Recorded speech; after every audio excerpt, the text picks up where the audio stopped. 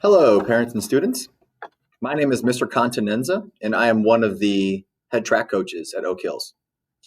Uh, Indoor track training is right around the corner, and we would like to give you information about the beginning of our season. First, a definition. Indoor track is what we do during the winter months to prepare ourselves for outdoor track. During a normal year, we would compete in indoor meets as well at area colleges. Whether or not that's going to be possible this year due to COVID, we don't know. But we're still going to do everything we can to be as normal as possible. I would like to give you a list of our coaches this year that'll be joining us. I am the head coach for the boys roster, and I directly work with distance and middle distance athletes, pole vaulters, and hurdlers. The team is combined as far as gender goes. We train with guys and girls all together. We all share coaches, but for roster purposes and for as far as who you would contact, all boys contact me, Coach Continenza, and you'll meet just a moment our girls head coach, Coach Kinkley. He works with the sprinters and the high jumpers. We have two throws coaches, Coach Broughton and Coach Yates. We have two middle distance assistants, Allison Eckler and Anthony Papathanis. We have an additional coach that helps with sprints and jumps. His name is Devin Moore. And we will still have one more coach joining us this year who we have not filled the role of yet. Now I'm going to introduce you to Coach Kinkley. Hey, students and parents. I'm Coach Kinkley. I help with sprints and jumps, as Coach Continenza said. I'm going to talk to you briefly about paperwork so that you can come to practice for the first day. You'll need your final forms completely filled out. If you don't know where that is, you can access it through the OHLSD portal. The parents need to sign off on that as well as athletes. If you have an older brother or sister, they've probably done this before. If not, you can come see one of the coaches at school and we'll help you with it. You have to have an up-to-date physical to do any type of training. That includes off-season training. So those physicals can be done in any walk-in clinics. I know we partner with Beacon. I think Beacon has a $20 fee for Oak Hills athletes, so it's pretty cheap. You need to get those done as soon as possible so that you can participate in our indoor and outdoor practices. Next up, Coach Continenza is going to go over our practice schedule. Beginning in December, our winter training schedule will be part-time. We're not going to go 5 days a week from the beginning. It's a long season, and it will become a little bit of a drag for athletes and coaches alike if we push too hard. So starting out in December, we'll be going 2 to 3 days a week as a group. And during school day practices, we'll practice from right after school. We will begin right at 3:05, so just enough time to get changed.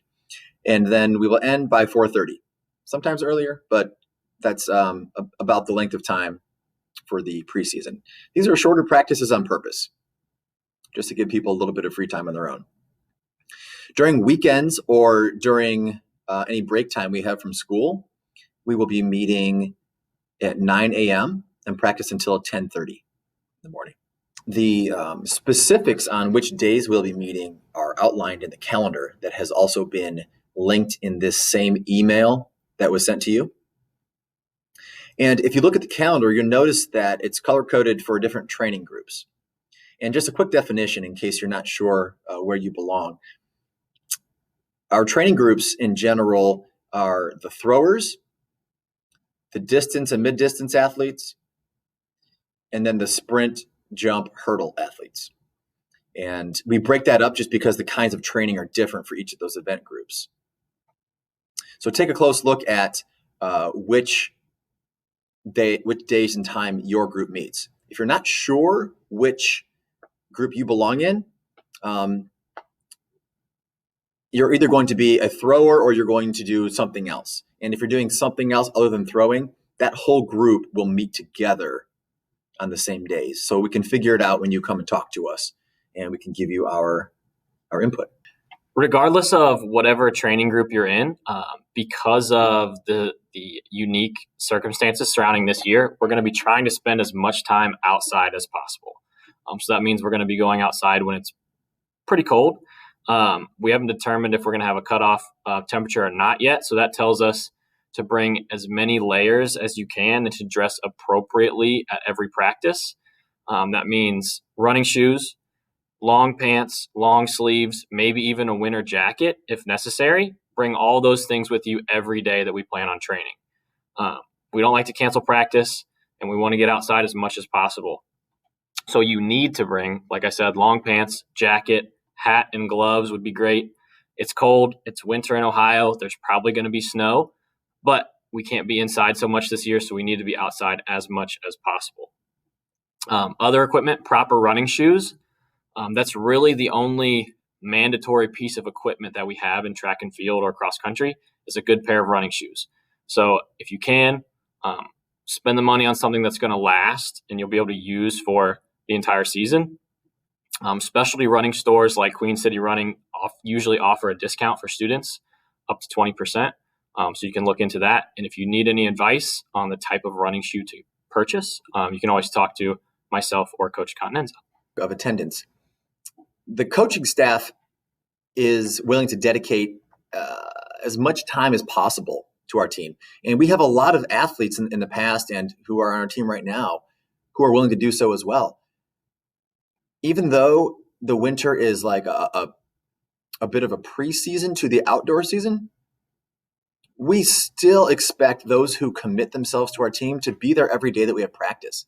Again, we're not practicing every single day on purpose to give you time to focus on academics, to have your own free time.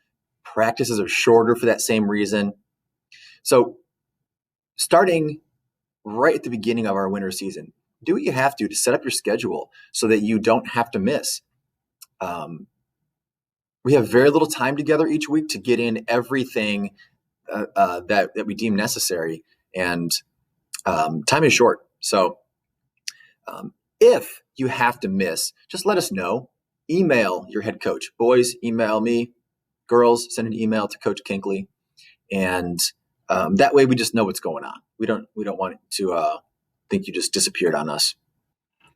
As training gets going, we almost always undoubtedly get questions about who's going to be JV and who's going to be varsity, who's going to run in what meets. So we wanted to talk a little bit about that. In track and field, we have what we call the 3 A's, attitude, attendance, and athletic performance.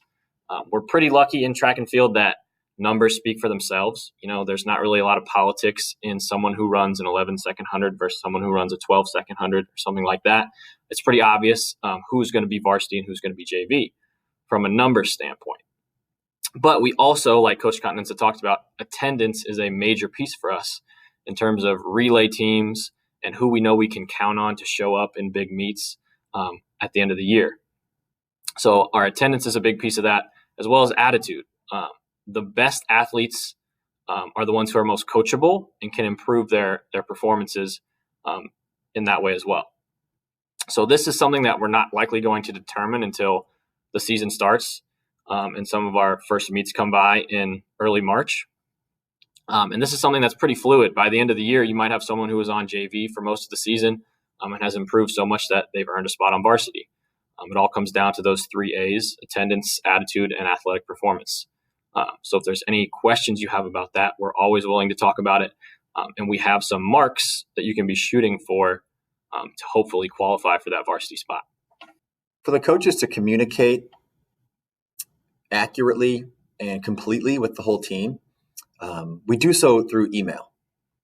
We will send any information that we think people need to know as soon as we know it.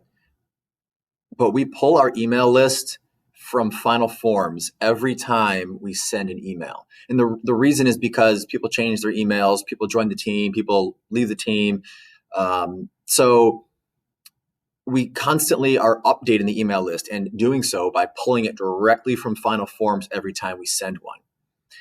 So parents, please make sure that when you are helping your son or daughter to sign up through Final Forms, through other paperwork, that you are updating and keeping whatever email address on file that you would like us to use. If there's multiple parents that wish to receive an email, make sure that all the email addresses are listed. We will do our best to not spam you with endless emails. But at the same time, one of our big goals is to make sure that that family members are kept in the loop with all of the goings on with our team. Our last piece of information we wanted to discuss was how things are going to be a little bit different this year because of COVID and all the restrictions and things that have been put in place. We're going to have to be a lot more strict at practice in terms of sticking with your appropriate workout groups. And if we're lifting weights in the weight room, your appropriate pod of lifting partners that you have. This is also why attendance is important. If we want to make sure that you're coming consistently, so we can track students and athletes and do proper contact tracing and things like that if necessary. But the important pieces: all athletes must wear a mask during these following times. Okay? Just like you're at school when you're in class, you need to have a mask on before practice. When we are congregating to start practice, you need to have a mask on after practice when we finish our workouts. And anytime you're in the school building, you have to be masked up. Okay, so in addition to all that equipment we talked about earlier, you need to bring a mask, maybe pack extra masks so you don't forget them, so that we can always have those on hand. The coaches will have hand sanitizer and things like that to keep different implements clean if we need to do that as well. Groups of athletes are not going to be able to congregate socially. So when practice is over, we're going to have to leave immediately. At the beginning of practice, there's no hanging out in the locker rooms or things like that. We have to stay 6 feet apart. We're not really going to be able to utilize indoor space outside of the weight room. Okay, we can't run in the hallways this year because of contact with teachers and other students who are doing after school work. We're going to try to be outside every day. So wear the proper equipment, bring your long pants, your long sleeves, your coats, and your masks with you.